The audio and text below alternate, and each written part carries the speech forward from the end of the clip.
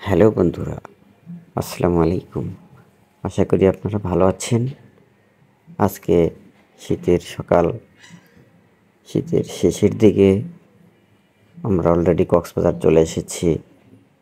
কক্সবাজার বিশ্বের সবচেয়ে বড় সমুদ্র সৈকত, আপনারা জানেন।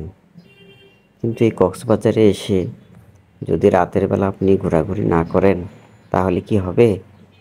তাই আজকে রাতের বেলা আমরা ঘুরতে বের হলাম।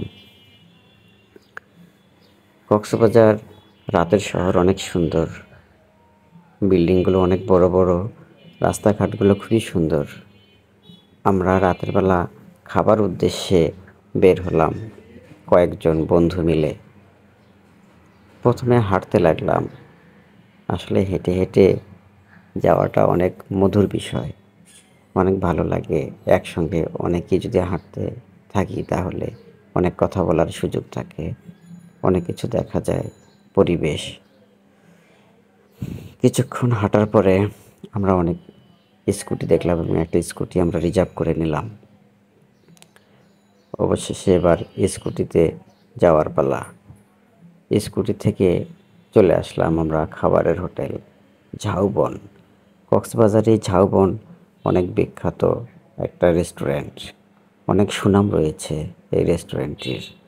এখানে বিভিন্ন আইটেমের খাবারগুলো পাওয়া যায়, দেশি খাবার, বিশেষ করে ভাত, বিরিয়ানি, কাচ্চি বিরিয়ানি, বিভিন্ন ধরনের খাবার থাকে।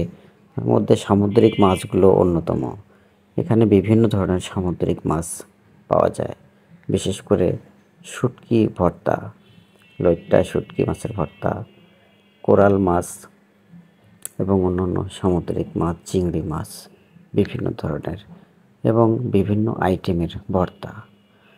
ভর্তাগুলো অনেক সুস্বাদু হয়ে থাকে এবং এই ভর্তা খাওয়ার জন্যই অনেকে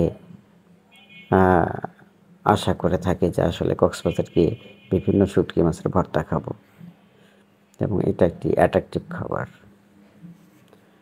বাংলাদেশ না, বিভিন্ন রাষ্ট্র থেকে এই কক্সবাজার সমুদ্র সৈকত ঘুরতে আসে। এসে যদি এই শুটকি মাছের ভর্তা না খাওয়া হয় তাহলে অসম্পূর্ণ থেকে যায় কক্সবাজার ঘোরাটা। তো আমরা কয়েক বন্ধু মিলে খাবার অর্ডার করলাম এবং অনেক তৃপ্তি সহকারে খেতে লাগলাম। অবশ্য এখানে আমরা শুটকি মাছের ভর্তা কয়েক আইটেম নিয়েছিলাম এবং অনেক সুস্বাদু হয়েছিল। সাথে সামুদ্রিক কোরাল মাছ, সামুদ্রিক কোরাল মাছটা কিন্তু অনেক টেস্টি। এটা ঝোল আকারে রান্না করা হয়ে থাকে এখানে। মাছ ছাড়াও এখানে বিভিন্ন ধরনের মাংস পাওয়া যায়, তবে মাছটাকে সবাই প্রাধান্য দিয়ে থাকে। সাথে ডাল, দেশি খাবারের তুলনাই হয় না। সবাই তৃপ্তি সহকারে খেলাম, খুবই ভালো লাগলো।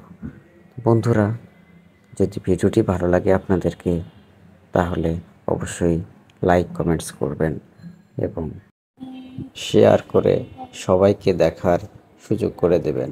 আল্লাহ হাফেজ।